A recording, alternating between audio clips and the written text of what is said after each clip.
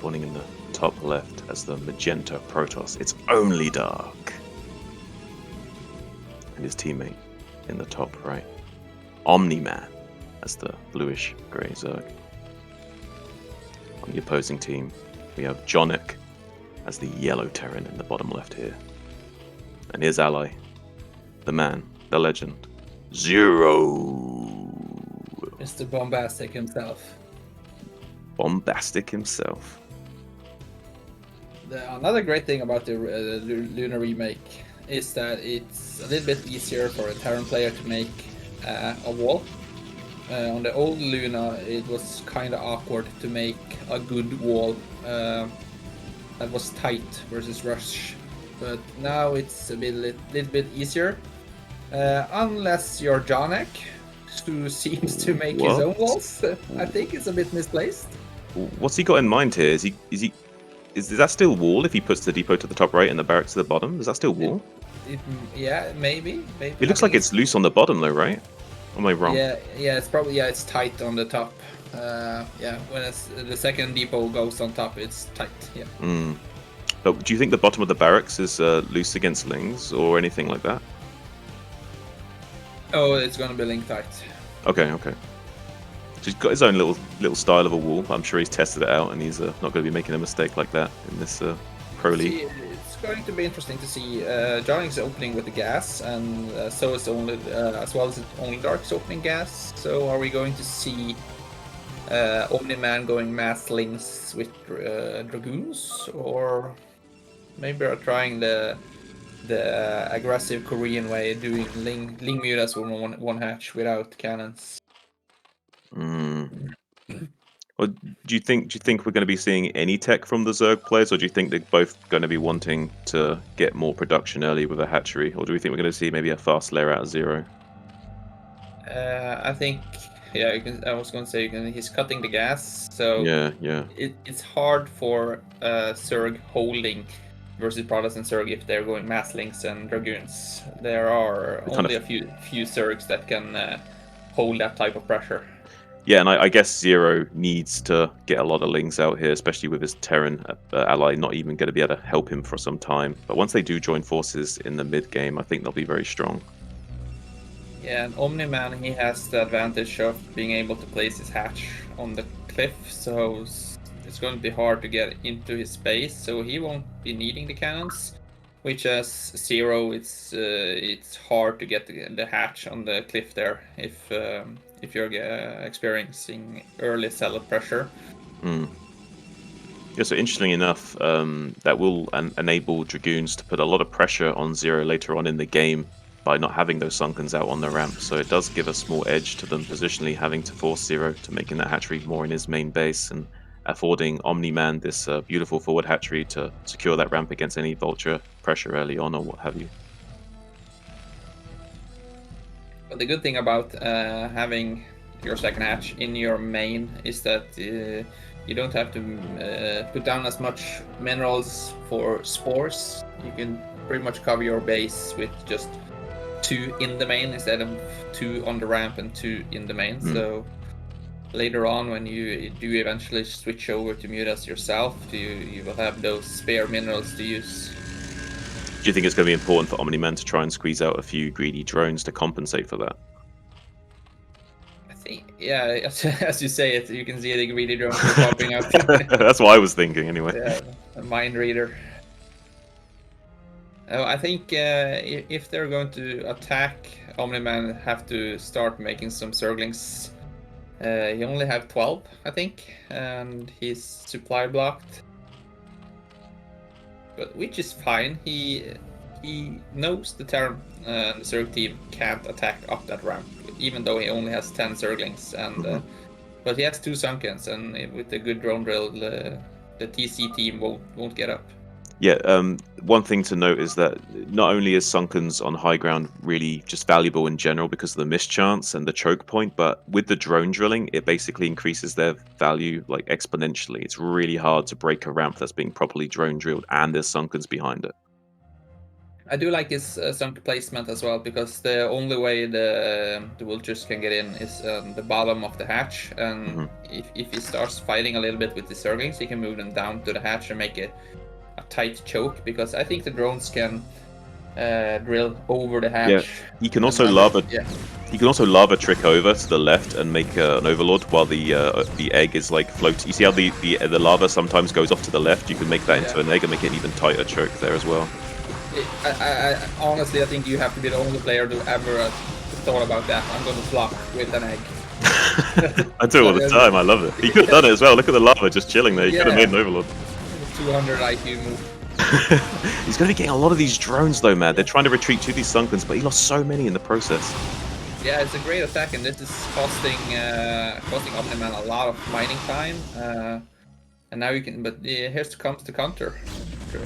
Goliath doesn't do well against Dragoons. No, he will buy some time with the wall, but eventually he can break through here. He needs to get a tank out eventually to start sieging these goons at range, but he won't be able to repair this wall because the Dragoons will just pick off the SCVs, and he's taking so much damage. The Dragoons laying down phase disruptor shots over the wall of the supply post and now able to pick off the SCVs one at a time as they come into repair, so doing a lot of damage here, kind of forcing...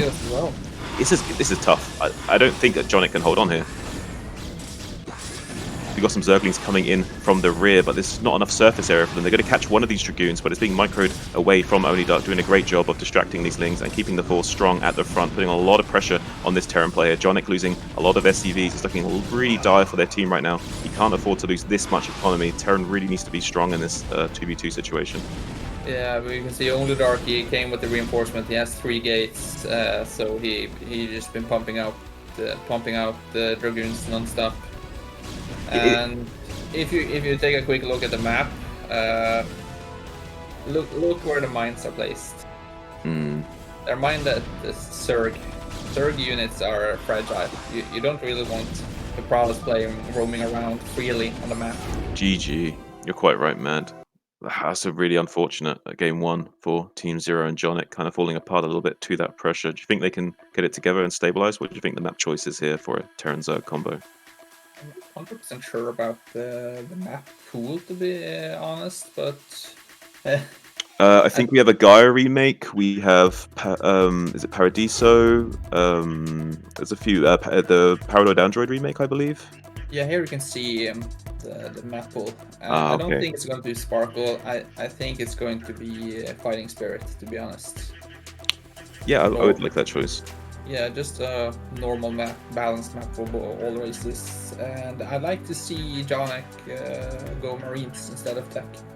Okay, so let's go over the maps real quick. So we have Luna, obviously the classic, and we got Fighting Spirit, Paranoid Android remake of the original, also interesting map. The two bases very close together. We got Paradiso, a nice new map in the pool. Then we've got the Gaia remake, Nixios is that. We got Margrathia, and then we've got, of course, the island map Sparkle. So some real great maps here. It would be fun to see if they went for one of the untraditional maps. I think they might. I personally like Paranoid Android because it's a lot smaller than the other maps. So you do have that opportunity to do some early aggression, and the rush distance isn't too far. Yeah.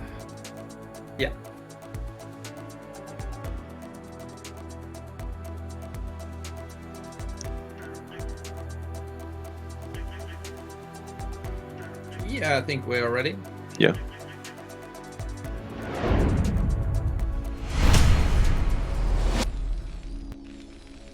Alright guys, we're going into game number 2.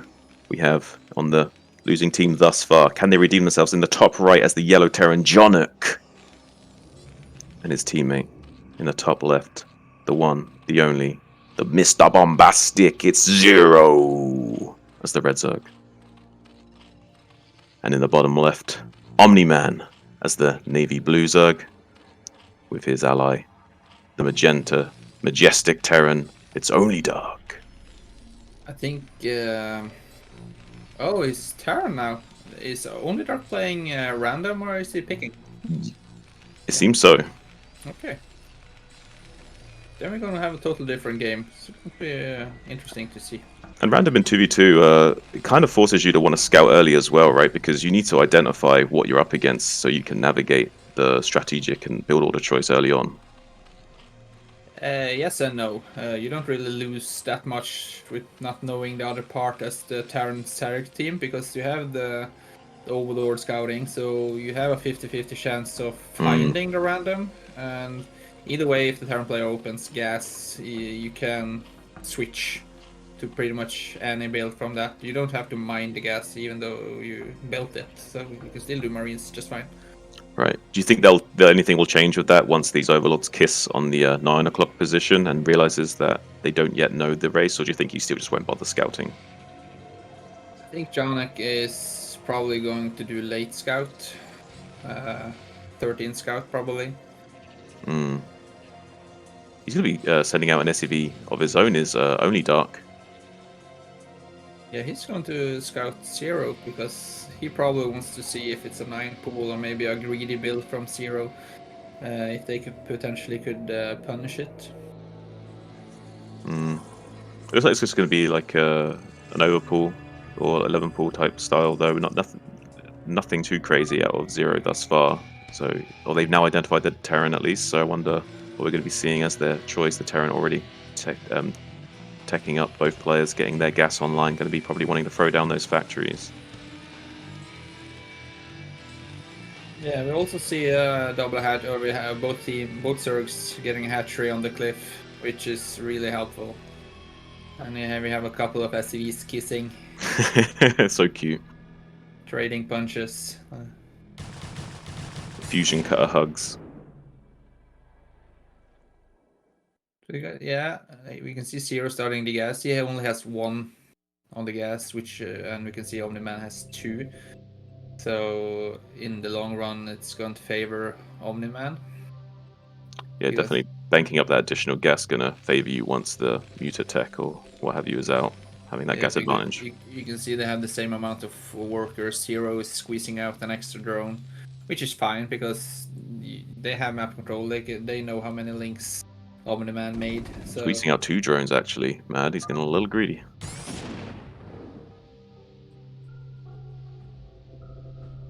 I think he can get away with it though here. yeah, should be fine. Just Marine gonna be bullying out this overlord from the main base in the bottom left. one stormtrooper is not going to do that much.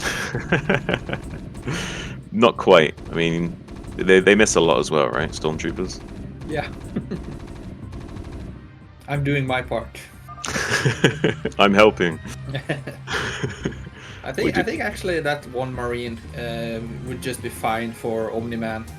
He lost a drone now. You can see he's down to 8 drones. Oof. And it really hurts your economy. I mean, rebuilding those drones. I would like to just point out this is bare minimal Mutalisk production. 5 drones mining minerals, 3 on gas. That's just barely enough to afford one hatchery worth of Mutalisk production constantly. So it's really unideal. He's gonna have to squeeze out at least a few more drones. And he does start to do so. So we can see Zero. He has speed, but OmniMan has the superior numbers of Ling. I'm not sure. Maybe his speed kicks in just when they attack, but. I think the red team should be fine here. Yeah, with a couple of Marines on the ramp, Lings to wall, and a Sunken behind it, I don't think either team's going to find any damage here, at least for the time being. OmniMan with a slight Spire advantage, slightly faster, but he's supply blocked.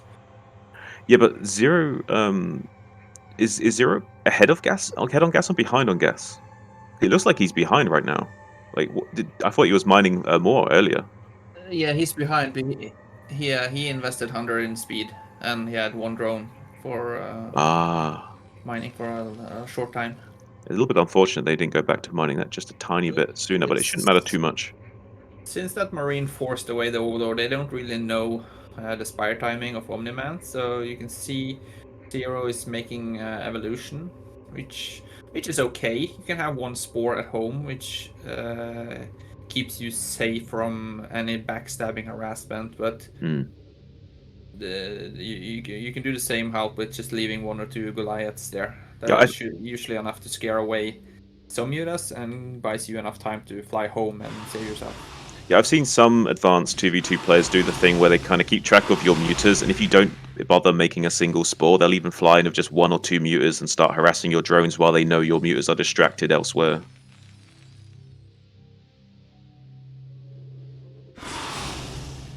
I feel like you can see now more the 2 versus 2 experience from Zero and Johnek because they are out on the map. Which, but the OnlyDark, he's been sitting in space pretty much the entire game, but building up a decent amount of Goliaths doing so. This is kind of scary as well. I mean, 3 factory worth of Goliaths, that's a lot of Goliaths. And then as long as they don't get surrounded and 2v1'd, they're going to be in a pretty okay spot. The issue is that there's quite a lot of map control for Zero and Johnek with these lings, with these mutas out on the map, and the Goliaths of Johnek his own. So if they can maintain this map control advantage and prevent OmniMan and OnlyDark from meeting forces and joining hands, then I think that they can still pull out quite a good win here. Yeah, you can see there's a lot of red on the map, so if the blue team is not being careful, they could get surrounded and could get ugly for the blue team.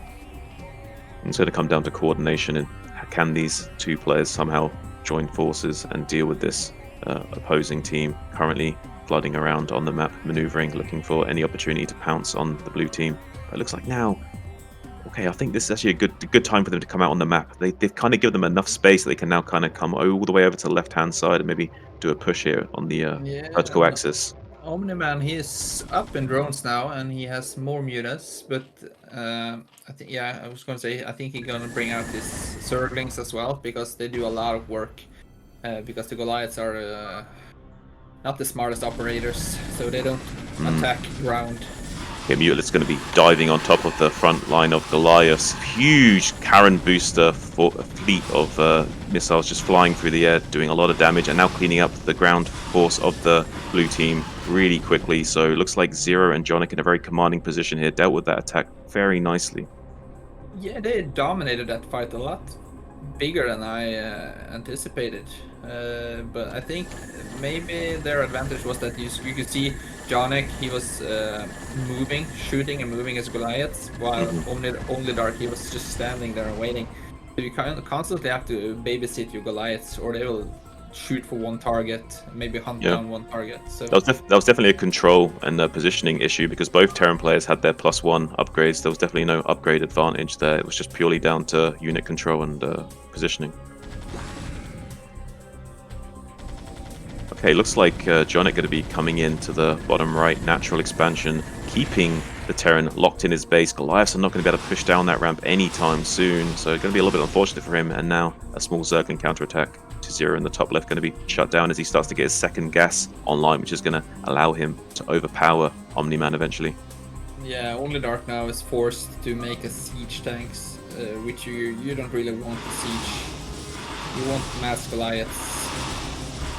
Okay, so Zero's kind of got these mutas baited right now. He had some Scourge come in to do some connections, and now he's going to jump on top, and he has some Zerglings underneath, which are going to be soaking up a few of those muta glaives to kind of help him out just a little bit. It's hard to say exactly who's winning this fight. It looks like Zero's just barely coming out on top. Wow. Yeah, and Zero had the numbers from the first fight as well. And also Defender's advantage is good. Yeah, it's such a big deal having like those Scourge hatch out of the eggs right at the time that you start to fight. It can be really hard to overpower your opponent unless you've got a significant advantage in your muta count or have a huge gas lead. I wonder when they're going to remake the fighting spirits so units don't get stuck where you can see I think you can keep dreaming. Yeah, it's a deserter. It's a deserter. Oh, that poor guy. He knows there are Sunkens on the ramp. He's not going up there. Yeah, he doesn't want any part of that. He's like, nope, I'm out of here. You can see Zero doing a little bit of annoying micro with the 5 mutas, which is enough to one-shot the drone. You can see he killed one of the gas drones. And beautiful baiting from Zero. He's done a really good job of like baiting the Mutalisks around and like forcing them to lose a lot of hit points when they finally do come in range of these Karen boosted missiles of these Goliaths. And look at this contain. It doesn't matter that eventually he'll break out. Look how effective it is. Look how cost efficient it is. He's lost all of his Goliaths, and now how is he going to defend against this Zerg reinforcing army? Yeah, it's funny to see that you're running down 1-on-1 Goliath and 3 Goliaths killed, maybe 4 or 5 Goliaths. Yeah, it looks like we're going to have OmniMan on the way to help, but it's too little too late. GG. Going to be tying up the series. We're gonna assume that the top versus bottom was on and there was the GG. Yeah. If top versus bottom is on, it is to ally chat by default, so possible they did type GG and we'll never know. I think maybe you could see maybe the first game was a bit shaky from Johnek and Zero, but it could also have been the first game of the day, a warm-up game, you could say. So yeah, first game jitters always an issue even for the best of players. But I think we're going to see Sparkle now, and OnlyDark has switched over to Pros. Nice. Well, let's get right on into it. We're cool. We're good, I think. Yeah.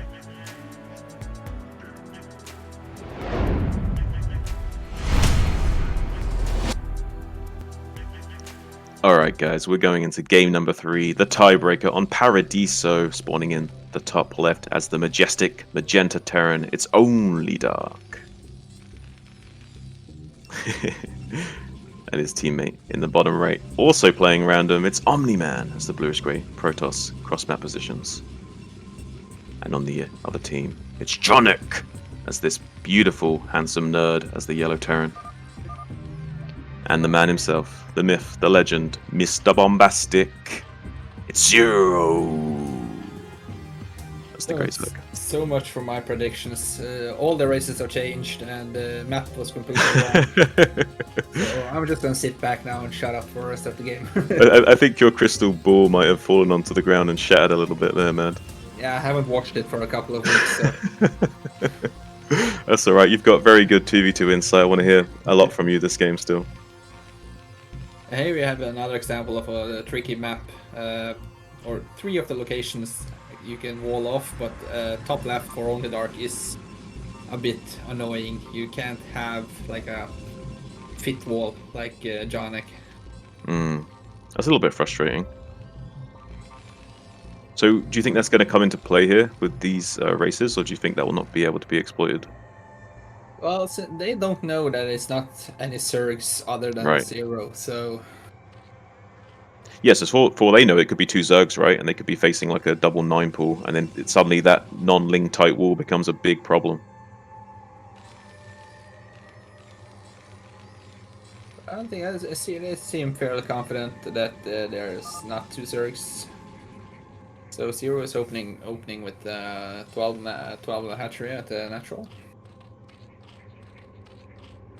Yeah, Probe Scout going to be coming in and seeing the hatchery first. Greedy play coming out from Zero. Can't blame him in this situation. Being a little bit greedy. If he can get away with it, it's going to put him in a nice position here going forward.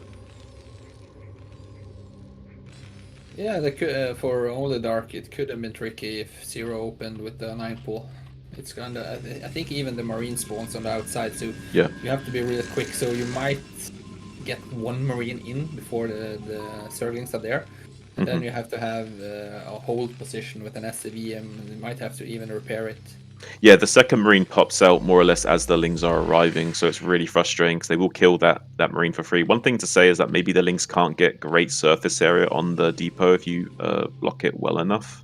So maybe they can hold with a repair, but it's still a bit temperamental of a situation.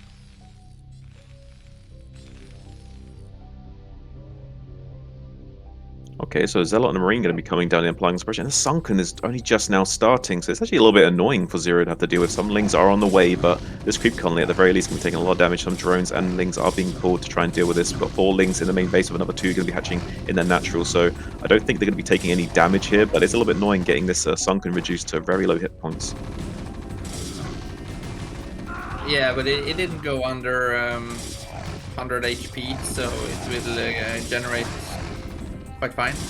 Good play from Johnek there, getting the better trade off on those Marines. So now we got the low HP Marine still alive and supporting Zero. Nice little team play there, just helping out enough. And yeah, with the Sunken on 20 hit points, it does lose 100 once that creep morphs. So they got a lot of damage done. Yeah, they got a lot more than I believe. It is a bit of a win for them. They could come in here later on, and with that softened up Sunk, it's a much weaker position. Yeah, with the second Sunken, Zero should be fine. And it seems like you can see the blue team is going ground unit heavy, like investing a lot of early pressure. So I think we're going to see a massive unit ball and maybe one attack and GG. I think you might be quite right in your astute observation there, man. I think it might be just the case what we have.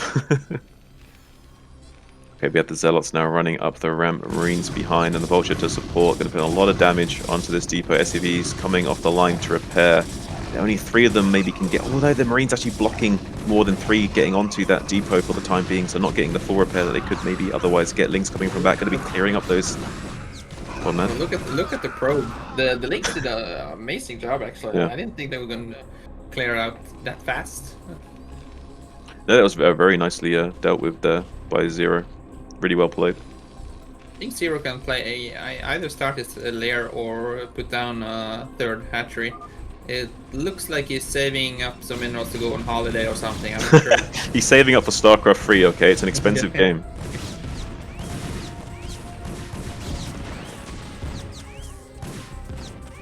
Now we're going to see two dead Dragoons. It's actually a really nice pit catching these Dragoons with the Lynx. If you can find this other Dragoon, it's going to be a little bit of a thorn in the side of OnlyDark. We do really need a critical mass of Dragoons. OmniMan, sorry. Yeah, and you can see the red team is retaking much of the map control. Yeah, and the map... And the map control is everything in 2v2. Once you have map control, you can start to isolate players, and it really becomes a problem for the opposing team. So right now, it's looking really Zero and Johnek favored. Yeah, you really want the map control. You don't want to be playing in the dark. You want to be able to switch over to the right unit composition. You need the right tools for the job, and if you just make a cookie cutter build, cookie cutter units, you're not going to be eating cookies at the end of the game. Those cookies are going to crumble. Right now, I don't think OmniMan has a DeWalt toolbox. It looks a bit like a cheaper brand. Cheaper brand? Off-brand DeWalt? Okay. What would that be called? I don't know, Ryobi or some Scandinavian. I like it, man. I like it. Okay, so the Goliaths do try and poke forward to get out of the map, but they don't know how many mines are out here, so they're going to be a little bit cautious in trying to push forward here. Goliaths are quite good at killing mines, though, I would say. Yeah, you don't often see mine connection to Goliaths. And when you first do it, it doesn't do that much damage. It's usually just 1 or 2 Goliaths wandering about. Mad, you're a veteran turn player. Could you maybe talk a little bit about the unique targeting system of Goliaths? They can both be dumb and smart at the same time with how the targeting of those guns actually works. Yeah, it's kind of like boxing. You have to bob and weave. You can't just... You have to refocus fire. Kind of like either one step back or one step forward. Right, that makes sense. And for instance, in a Goliath fight, you have maybe the opponent start firing at one of your Goliaths, and if you move that back, maybe 3 or 4 Goliaths of the opponents move forward, so you get some free extra shots. So you constantly have to watch them, so they don't try to be heroes. It seems like Goliaths seem to be sentient almost, and have a mind of their own. Yeah. A little bit of a Ling being annoying in OmniMan space here. Zero getting the full scout off on exactly what they're up to. So it's going to be really good for their team going forward, knowing exactly what they're up against. Yeah, and I think as soon as Zero comes with the Muta switch, it's game over. We're going to see now the blue team is preparing for a sandwich, bringing out the big guns, SCVs. Yeah, SCVs to tank some of the siege line shots, but there's 4 tanks in a beautiful position. Goliath's moving forward, going to get on top of these tanks while the Dragoons sandwich from behind. They're going to clean up this force rather efficiently. And now we have OmniMan and OnlyDark exploding out onto the map. They have full map control now. Huge infantry force of these Goliaths and Dragoons going to be making their way down to the south, to the bottom left quadrant, putting a lot of pressure on Zero. And he has Sim City, which will be likely to fall to these Dragoons. He might not lose the Sunkens for a while, but he will be able to chip away at this macro hatchery and the Hydrogen at the front. Yeah, and they have a lot of units, and Johnek is in no position. He can't move out on the map. Two tanks versus 10 Dragoons and 20 Goliaths. Looks like they're going to just rotate on over to the other side of the map and make sure they clean up all these forces that are trying to set up some mines outside the expansion area of OmniMan, trying to desperately cling on to some kind of map control containing this Protoss threat in the bottom right, but unable to do so. Mutas also coming into the main base. We do have a lot of Dragoons, and Mutas do beat Dragoons in a straight up fight, but there are 2 cannons supporting here in the main. Yeah, it seems like, I think maybe he had an observer, so he saw the Mutas coming. Because you can see he moved back all of his Dragoons in a good position, so he won't be dealing much damage. No, I mean, if there was only Dragoons and there was pure Muta, maybe something could be done here, but with the cannon supporting the Dragoons, it's really hard for him to find anything. They backed up pretty early from Zero. As you said, I think they could have killed at least one hatchery, maybe got the Hydrogen as well. We do also have the weapons upgrade and armor upgrade on the way for OnlyDark now as well, so going to be very strong in his upgrade soon with that 1-1 timing. It's hard for Johnek and Zero to sync up in the cross position, especially when they have so much units, the blue team.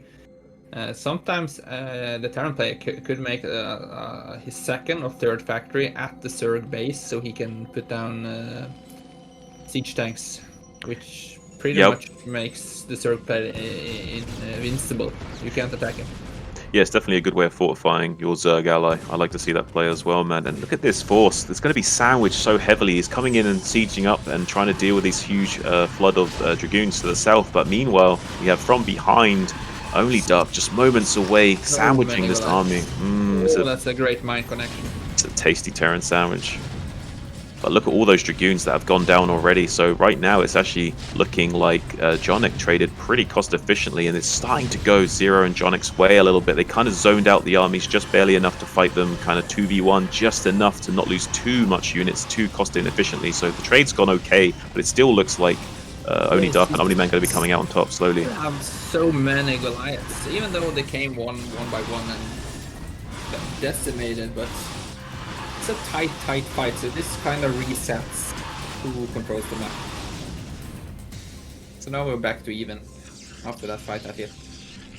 Yeah, I would say that evened out quite significantly. I was a little bit worried there for a second that the 2 forces would synchronize much more efficiently for the blue team and they would crush that Terran position really efficiently, but it looks like actually Johnek and Zero like zoned them out just enough and dealt with them in that trickle fight, just barely coming out with a fairly even trade to like kind of even the score and allow both players to make some new plays, more factories going down, more upgrades on the way. Third base coming down for the Protoss player as well, so going to be ramping up in their production going into the mid to late phase. Yeah, and a huge macro spike from OnlyDark as well. You can see it's adding down 3 factories. I think I see Johnek is having 5, but if OmniMan gets that third base up and running, I think the red team could be in deep trouble. Yeah, well, they're going to try and stop that from happening. We do have the siege tanks already containing the rally point of OmniMan here in the bottom right. Mutalisks also all these probes need to be careful. Some of these probes going down to those Mutalisks, and now the cannon also going to fall at this third base natural. There are also some links here to support this Terran mech. It looks like there's not many units coming down to support, and there are some mines along the way, so hopefully these Goliaths are going to be smart and shoot. This is why Goliaths are good. They just help clear and escort the tanks across the map like this, so you don't really have to look at what's happening. What do you think? Remember that OnlyDark's horse got obliterated, so he was down to 0 units, so it takes some time to rebuild Goliaths and siege tanks, which while Johnek can just pump out one unit, just tanks. Yeah, the timing of this attack is like really impeccable. If they'd waited another minute or two, there'd be a lot more force coming from the northwest side, but he'd only just gotten those factories online, hadn't yet had enough time to pump out a significant amount of units. A really well coordinated effort from Zero and Johnek here, putting a lot of pressure onto this Pearls, reducing his economy down to 18 workers. Now have killed the Nexus in the natural as well, so red team looking really strong here. Yeah, I think maybe the third base was a little bit greedy. He could have added more gates in his main, made tech up, speed cells and storm is essential, especially when you don't have air control. So I would like to see dark Archon for my Storm, because they can't cope with that many mutas. I think Maelstrom is quite meta in 2v2 as well. You see it quite often, don't you?